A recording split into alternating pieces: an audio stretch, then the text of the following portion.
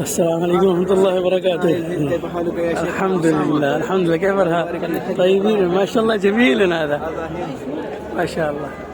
وهذا خاص من كشمير. هذا نعم منطقة كشمير. ما شاء الله. بشمينة من كشمير. نعم ما شاء الله جميل. هذا يرسل من خروف من الغنم اسمه بشمينة. نعم فقط يوجد في الهند، فقط يوجد في كشمير. اوه ما شاء الله. خاص من كشمير.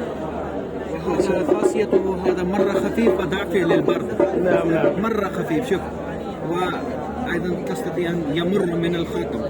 هذا يمر كل. اوه ما شاء الله. ما شاء الله جميل. الله يسلمك. جزاك الله. هل تعلمون ان هذا يعتبر من عجائب الدنيا سرعه؟ لماذا؟ جميل. قل لي لماذا؟ جميل. لماذا؟ سؤال جيد. تاج محل بنيت من مثل هذه الاحجار الكريمه، لا اقول من مثلها تماما لكن شبيهه له. الجميل في هذه الاحجار ان لونه يختلف حسب ضوء الشمس. كيف ذلك؟ يكون في اول النهار تاج محل لونه ابيض، وفي وسط النهار يكون لونه مائل للذهبي، وفي آخر النهار يتحول لونه إلى الأسود. جميل. تم استخدام 2000 فيلة لنقل الطوب والحجر و16,000 يد عاملة، ويقال أن الملك شاه جهان قطع أيدي العمالة بعد بنائهم حتى لا يبنوا تاج محل آخر في مكان آخر. ترون هذا رسم لتاج محل. ترون هذه المنارات الأربعة صممت بطريقة هندسية أذهلت البنائين، فهي مائلة للخارج قليلا. لماذا؟ أحسن.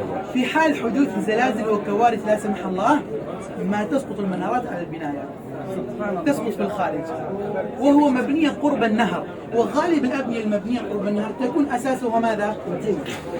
ضعيف لأنها قريبة من النهر، لكنها قائمة من 400 سنة. جميل.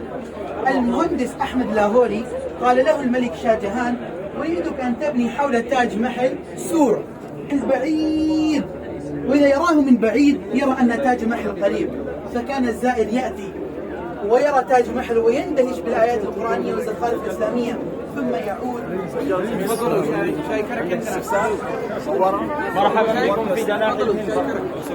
الزيارة بدون تأشيرة تحتاج كل واحد يحتاج في جوال، كل واحد يحتاج الرقم هذا. جزاك الله.